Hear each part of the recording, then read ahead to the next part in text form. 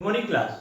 Today is your first class in our YouTube session, and we were in the previous class we were studying the chapter 30 of mathematics, that is direct and inverse proportion, and we have completed our first exercise 13.1, that is direct proportion. Okay, so in the direct proportion हमने क्या study किया था कि जब एक value के increase होने पर दूसरी वैल्यू भी ऑटोमेटिकली इंक्रीज हो तो उसको हम क्या बोलते हैं, डायरेक्ट प्रोपोर्शन.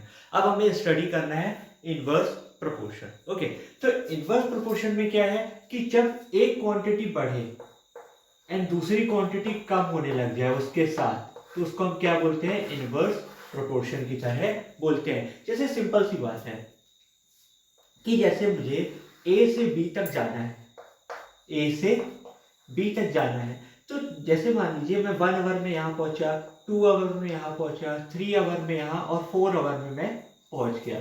तो जैसे जैसे मेरा टाइम इंक्रीज हो रहा है वैसे वैसे मेरा डिस्टेंस कवर क्या हो रहा है, कम होते जा रहा है. यानी एक चीज के बढ़ने से दूसरी चीज ऑटोमेटिकली क्या हो रही है, कम हो रही है. या फिर ऐसे भी कर सकता हूँ कि पहले मैं धीरे धीरे चल रहा था, फिर अचानक से तेज चलने लगा, तो जैसे जैसे मैं तेज चलने लगा वैसे वैसे मैं जल्दी पहुंच जाऊंगा. It means as my speed increases the time consumption decreases.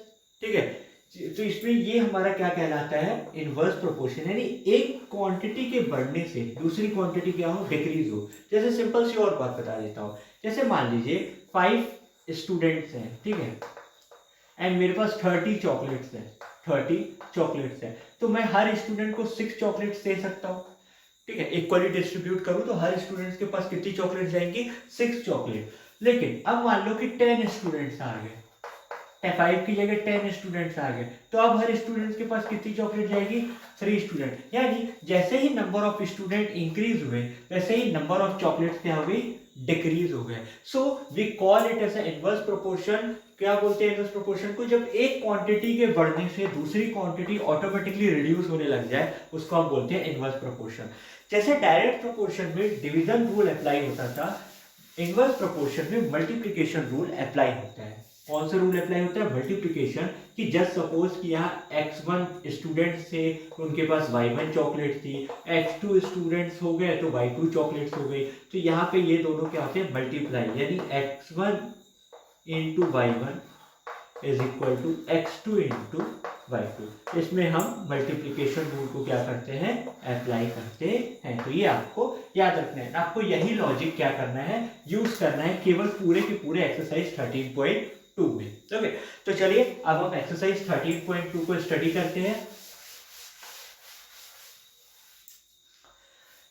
So exercise 13.2 का फर्स्ट क्वेश्चन दिया गया है कि आपके पास वहां पे कुछ स्टेटमेंट्स दिए हुए हैं एंड आपको बताना है कि क्या वो स्टेटमेंट्स इनवर्स प्रोपोर्शन में है कि नहीं है. जैसे कि फर्स्ट क्वेश्चन जो आपको दिया गया है, आपसे पूछा गया है कि number of workers on a job and the time to complete the job. ठीक है, यानी मान लो कि 10 लेबर है, वो एक बिल्डिंग को 20 दिन में बनाते हैं. अब अगर मान लो कि मैं 20 लेबर लेके आ जाऊं तो वो 10 दिन में बिल्डिंग कंप्लीट कर देंगे. यानी जैसे ही नंबर ऑफ लेबर्स इंक्रीज हुए नंबर ऑफ डेज क्या हो गया, कम. तो हमारा पहला वाला क्या हो गया, इनवर्स प्रोपोर्शन हो गया. तो पहला वाला क्वेश्चन क्या है हमारा, इनवर्स प्रोपोर्शन है. सेकंड दिया हुआ है the time taken for a journey and a distance travelled in uniform speed. ठीक है, सेकंड वाला बोल रहे हैं कि आप यूनिफॉर्म स्पीड के साथ ट्रेवल कर रहे हो और टाइम कितना लगेगा. ठीक है, अब टाइम तो उतना ही लगेगा क्योंकि हमारी स्पीड नहीं बदल रही है, यानी कुछ भी इसमें एक दूसरे के ऊपर डिपेंडेंट नहीं है. क्योंकि यदि आप 40 किलोमीटर पर आवर की रफ्तार से चल रहे हो तो आपको पता है कि यदि मैं 10 घंटे में ही पहुंचूंगा तो आपको टाइम भी तो 10 आवर ही लगेगा. तो ये हमारा इनवर्स प्रोपोर्शन नहीं है क्योंकि यहाँ कुछ भी इंक्रीज या डिक्रीज नहीं हो रहा है. थर्ड क्वेश्चन में दिया है area of cultivated land and crop harvested. तो आप लोग प्लीज एनसीईआरटी बुक ओपन करके रखिएगा अपने पास, क्योंकि मेरे पास हर क्वेश्चन लिखने के लिए यहाँ पे पॉसिबल नहीं है. ठीक है, तो आप लोग एनसीईआरटी बुक से देखते जाइएगा कि मैं कौन सा क्वेश्चन बता रहा हूँ. Area of cultivated land and crop harvested, यानी यदि इतना सा लैंड है यहाँ पे मैं क्रॉप्स लगाऊं तो इतना ही क्रॉप्स होगा. अब यदि मैं लैंड बढ़ा दूं तो क्रॉप्स भी क्या हो जाएंगे, बढ़ जाएंगे. यानी एक चीज के इंक्रीज होने से दूसरी चीज भी इंक्रीज हो रही है.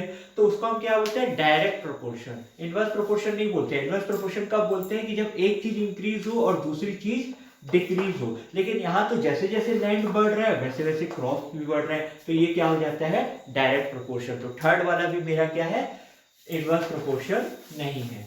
अब फोर्थ वाले में आपसे बोला गया है कि time for a fix journey and the speed of vehicle. ठीक है, स्पीड ऑफ व्हीकल वी और टाइम। तो मैंने आपसे ये कहा कि यदि मैं स्पीड बढ़ा लूँ, पहले मैं मान लो मेरे को कुछ 40 किलोमीटर ट्रेवल करना है और मेरी स्पीड यदि 40 किलोमीटर पर आवर है तो मेरे को 1 आवर लगेगा यहाँ तक पहुँचने में। अब अगर मान लो मैंने अपनी स्पीड 80 किलोमीटर पर आवर कर दी तो मुझे हाफ आवर लगेगा।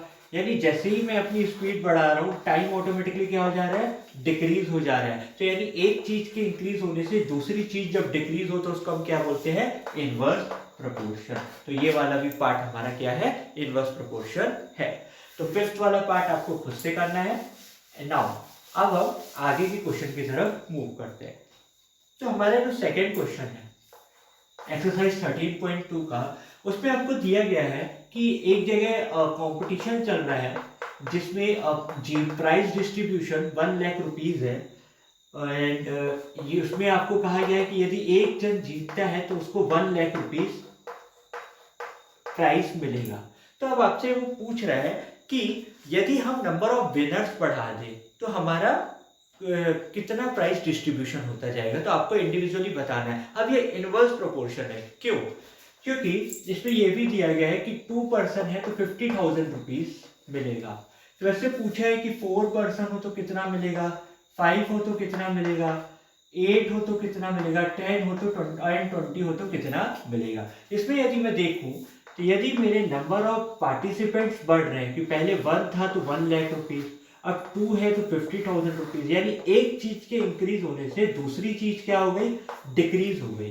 फिर से यहाँ पे नंबर ऑफ विनर्स बढ़ रहे हैं यानी पार्टिसिपेंट्स बढ़ रहे हैं, यानी एक चीज के इंक्रीज होने से दूसरी चीज डिक्रीज हो रही है। तो ये क्या हो जाएगा, इनवर्स प्रोपोर्शन। अब आपको यहाँ पे फाइंड करना है कि जब 4 पीपल है तो कितना मिलेगा। तो मान लो ये y3 है, ये y4 है, ये y5 है, ये y6 है एंड y7 है। तो इसमें सिर्फ एक ही बताऊंगा तो बाकी सब इजी हो जाएगा। कैसे, इसमें मल्टीप्लिकेशन रूल लगता है, मैंने आपसे कहा था। तो यदि मान लो ये x1 है तो ये y1 है, ये x2 है तो ये y2 है। ठीक है, तो x1 इंटू y1, अब x2 और y2 तो इसमें कैलकुलेटेड है तो हमको ये कैलकुलेट नहीं करना है, हमको क्या कैलकुलेट करना है, ये कैलकुलेट करना है, यानी 4 इंटू y3। ठीक है, तो x1 इंटू y1, अब सॉरी x1 की वैल्यू क्या दी गई है, 1 और इसकी वैल्यू 1 लाख। यहाँ 4 इंटू y3, मुझे प्राइस निकालना है कि जब 4 पार्टिसिपेंट जीतेंगे तो हर किसी को इंडिविजुअली कितना प्राइस मिलेगा। सो ये 4 यहाँ मल्टीप्लाई में तो यहाँ डिवाइड हो जाएगा। तो y3 is equal to 1 lakh divided by 4, तो 25,000 रुपीज इंडिविजुअली हर किसी को मिलेगा। ठीक है, तो हो ये वाला क्लियर है। अब ऐसे ही आपको 5 इंटू y4 के लिए करना है, 8 into y5, 10 into y6 and 20 into y7। तो ये मैं 20 वाला आपको एक बार फिर से बता देता हूँ। x1 इंटू y1 सेम रहेगा, यहाँ पे बस आपको क्या अप्लाई कर देना है, यहाँ 20 इंटू ये y7, तो y7 मल्टीप्लाई करा दिया। तो x1 की वैल्यू 1, y1 की वैल्यू 1 लाख और ये 20 इंटू y7। मुझे y7 कैलकुलेट करना है तो 20 से डिवाइड करा दूंगा तो 5,000 रुपीज आएगा। यानी जब मेरे 20 विनर्स होंगे तो हर किसी को इंडिविजुअली 5,000 रुपीज मिलेगा। तो हो ये वाला क्वेश्चन आपको क्लियर होगा। तो ऐसे ही क्वेश्चन नंबर 3 है आपके लिए, वो आपके लिए होमवर्क है, उसको आप सॉल्व करिएगा एंड मुझे बताइएगा कि बना कि नहीं बना आपसे। ठीक है, so question number 4 important question है बहुत, तो आपको इसको थोड़ा ध्यान से पढ़िएगा। क्वेश्चन में दिया है if a box of sweets is divided among 24 children, ठीक है, they will get 5 sweets each. यानी बॉक्स ऑफ स्वीट, ठीक है, तो यहाँ पे मैं जैसे लिख देता हूँ they will get 5 sweets each. ठीक है, चिल्ड्रंस, कितने चिल्ड्रंस हैं, एंड यहाँ स्वीट्स।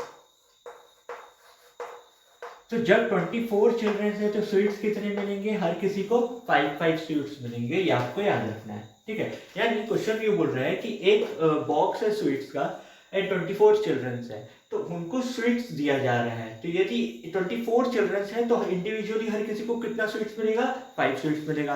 अब वो बोल रहे हैं कि अगर मैं नंबर ऑफ चिल्ड्रन को 4 से रिड्यूस कर दूं, यानी अब नंबर ऑफ चिल्ड्रंस कितने हो जाएंगे, 24 माइनस 4, तो कितने हो गए 20।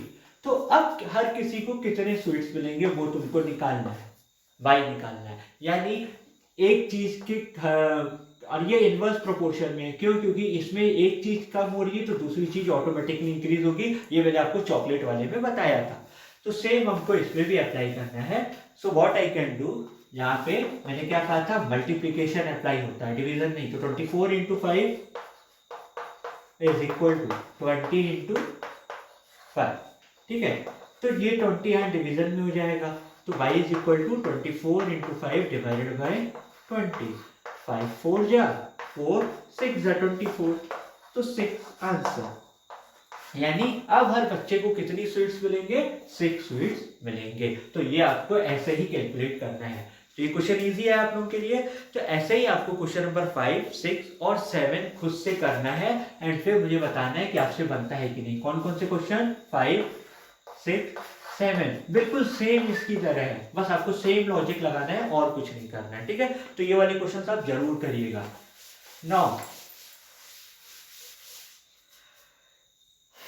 क्वेश्चन नंबर 9 आपको दिया गया है जो कि इंपॉर्टेंट है। क्वेश्चन नंबर 9 में आपसे कहा है कि जब आप 60 किलोमीटर पर आवर की स्पीड से चलते हो तो आपको 2 आवर्स लगता है पहुंचने में। यानी आपकी स्पीड कितनी है एंड आपको कितना टाइम लगता है। आपको ऐसे ही टेबल बनाना है हर क्वेश्चन में, ये याद रखिएगा, आपको ऐसे टेबल बनाना है। तो आपकी स्पीड कितनी है, 60 किलोमीटर पर आवर, तो आपको टाइम कितना लग रहा है, 2 आवर। अब उसमें बोल रहे हैं कि यदि आपकी स्पीड 80 किलोमीटर पर आवर हो जाए तब आपको कितना टाइम लगेगा। तो ये पहली बात तो याद रखिएगा, क्योंकि इनवर्स प्रोपोर्शन है। इनवर्स प्रोपोर्शन में अभी अभी मैंने आपको बताया है कि यदि आपकी स्पीड बहुत ज़्यादा हो जाए तो आपको टाइम कम लगता है। यदि 40 किलोमीटर पहुंचने में यदि आप 40 किलोमीटर पर आवर की रफ्तार से गाड़ी चलाओगे तो आपको 1 आवर लगेगा, और यदि 80 kilometre speed 80 kilometre per hour की रफ्तार से स्पीड से आप गाड़ी चलाओगे तो आपको आधा घंटा लगेगा। तो यहाँ पे भी क्या हो रहा है, स्पीड में इंक्रीज कर रहा हूँ तो टाइम भी ऑटोमेटिकली क्या हो जाएगा, कम हो जाएगा। तो इसमें डायरेक्टली आपको क्या करना है, मान लो कि हमको 22 आवर लगता है, ठीक है। तो 60 into 2 is equal to 80 into 1। तो 60 इंटू 2 इज 120 एंड 80 यहाँ डिवाइड हो जाएगा is equal to y। 0 0 cancel, 4 3 जा 4 2 जा। अब y इज इक्वल टू क्या आ जाएगा, 3/2 आवर। अब मेरे को कम टाइम लगेगा, देख लीजिए आप लोग, यहाँ 2 आवर्स लग रहा था, यहाँ 3/2 आवर। तो आपको एग्जाम में ऐसे पहचानना होगा कि क्वेश्चन डायरेक्ट है कि इनवर्स है। तो आपको देखना पड़ेगा कि क्या एक चीज के बढ़ने से दूसरी चीज बढ़ रही है कि डिक्रीज हो रही है। अगर इंक्रीज हो रही है तो डायरेक्ट है और डिक्रीज हो रही है तो इनडायरेक्ट प्रोपोर्शन है। तो ऐसे ही आपको सारे क्वेश्चंस आपको करने हैं। नाउ बस एक क्वेश्चन और है, क्वेश्चन नंबर 11, क्योंकि क्वेश्चन नंबर 10 आपको खुद से करना है, जो वर्कर्स वाला है वो आपको खुद से करना है, वो इजी क्वेश्चन है। बस ये लास्ट क्वेश्चन जो आपके एक्सरसाइज का है, क्वेश्चन नंबर 11। क्वेश्चन में आपको दिया गया है कि स्कूल में यदि 8 पीरियड्स लगते हैं तो 45 मिनट्स का 8 पीरियड रहता है, ठीक है, टाइम। यदि स्कूल में 8 पीरियड्स हैं, एक स्कूल में टोटल 8 पीरियड्स रहते हैं, तो हर पीरियड की टाइमिंग 45 मिनट्स की रहती है। तो उनसे आपसे पूछ रहा है कि यदि मैं स्कूल में 9 पीरियड रखूं तो मेरे हर पीरियड की टाइमिंग क्या होगी, आपसे ये वो पूछ रहा है। फिर से, स्कूल में यदि 8 पीरियड्स हैं तो हर पीरियड की टाइमिंग 45 मिनट्स है, ठीक है। और यदि 9 पीरियड्स हो जाएंगे तो हर पीरियड की टाइमिंग कितनी होगी, आपसे ये पूछ रहा है। तो आपको भी इसमें क्या करना है, ये इनवर्स है, क्योंकि एक चीज के बढ़ने से दूसरी चीज डिक्रीज होती है। y is equal to 8 into 45 upon 9, तो यह आ जाएगा 40 मिनट। ठीक है, ये आपका आंसर। तो इसको आप कैसे लिखोगे, 10 ईच पीरियड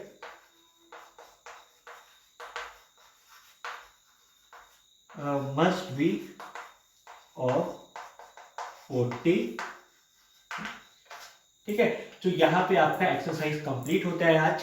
तो आपको मैंने जो जो होमवर्क दिया है वो उसको आप जरूर करिएगा। And if you have any doubt you can ask me directly in my WhatsApp number. And if don't forget to comment your name in the comment section, because ये आपके अटेंडेंस के लिए मार्क होगा कि आप लोग क्लास अटेंड कर रहे हैं कि नहीं कर रहे हैं, तो ये आपके लिए बहुत जरूरी है। And please watch the full video of my subject also and all the other teachers also. ठीक है, तो take care all of you and have a good day.